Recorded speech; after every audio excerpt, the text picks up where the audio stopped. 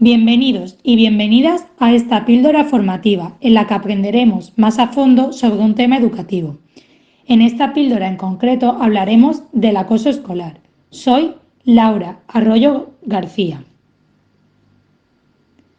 Continuamente habréis escuchado hablar sobre el acoso escolar, pero ¿qué es realmente el acoso escolar?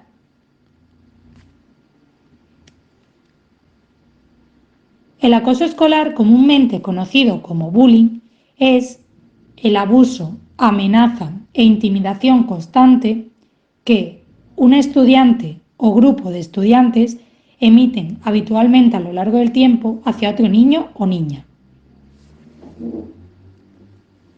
Hay que tener en cuenta que el acoso escolar es emitido por un acosador o grupos de estos, pero también son culpables y responsables del daño causado todos los testigos que a veces de manera inconsciente y otras muchas siendo conscientes de la situación no hacen nada para impedirlo, la ignoran o se unen a la multitud, causando aún más daño si cabe. El acoso escolar va mucho más allá de las amenazas verbales, incluye amenazas físicas como golpes, psicológicas como menosprecio continuo a la víctima haciéndole creer inferior, chantajes para robarle sus pertenencias, insultos que provocan graves problemas de autoestima o humillaciones como burlas o risas conjuntas que hacen que la víctima se aísle. Pero sobre la víctima, ¿qué consecuencias tiene el acoso escolar? El acoso escolar tiene graves consecuencias en la vida de los niños y las niñas. Les provoca graves problemas mentales que derivan en problemas de ansiedad, depresión, baja autoestima, problemas de desconfianza, alimenticios, etc. Todo ello, además, puede influir en el desarrollo escolar de los niños y las niñas, dando lugar a un bajo rendimiento académico, desgana, desmotivación e incluso miedo a tener que acudir a la escuela y participar activamente en ella. Formas de ejercer el acoso escolar. Tipos.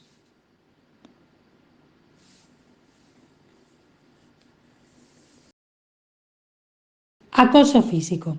Este tipo de acoso implica el daño corporal del acosado. Hace referencia al contacto que hay entre el agresor y la víctima sin el permiso de este último. Puede ir desde grandes palizas a pequeños empujones que en ocasiones pueden pasar desapercibidos pero son igual de graves e importantes.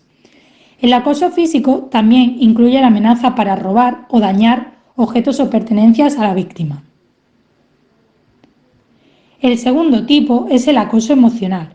Es una de las formas más difíciles de detectar, pasando desapercibida en grandes ocasiones. Consiste en menospreciar continuamente a la víctima a sus espaldas, provocando su aislamiento total y la no aceptación en distintos grupos de amigos o amigas. Este tipo de acoso daña profundamente la identidad y dignidad de las víctimas, desencadenando en trastornos de ansiedad, depresivos, trastornos alimenticios, entre otros. El tercer tipo es el acoso verbal.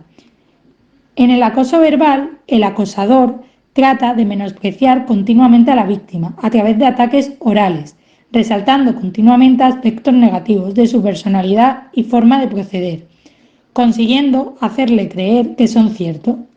La persona que sufre acoso escolar a menudo cree que es inferior y peor que el resto, provocándole esto graves problemas de autoestima y creando personas indefensas. El cuarto y último tipo es el ciberacoso. Es una de las formas de acoso más reciente. Está muy relacionada con el acoso verbal, pero va más allá de la escuela. El acosador se dedica a ejercer el daño a la víctima en continuas ocasiones, a través del uso de las nuevas tecnologías, mediante mensajes de WhatsApp, llamadas, publicaciones en redes humillándole, perfiles falsos acosando y utilizando la imagen de la víctima, etc. Este tipo de acoso es uno de los más dañinos para la víctima, puesto que continuamente están ejerciéndole el daño y nunca puede llegar a sentirse a salvo. ¿Cómo ha evolucionado? Evolución del acoso escolar en España. Según datos recientes, en España, actualmente, 4 de cada 10 niños o niñas sufren cada día acoso escolar. Aunque en los últimos años estos datos se han reducido, como se puede observar en la gráfica, aún siguen siendo muy preocupantes y elevados y una cuestión que se debe solucionar cuanto antes.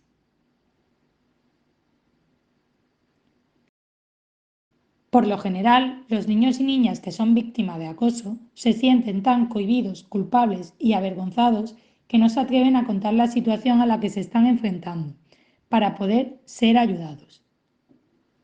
Entonces os preguntaréis, ¿cómo podemos detectar que una niña o un niño están siendo víctima de acoso?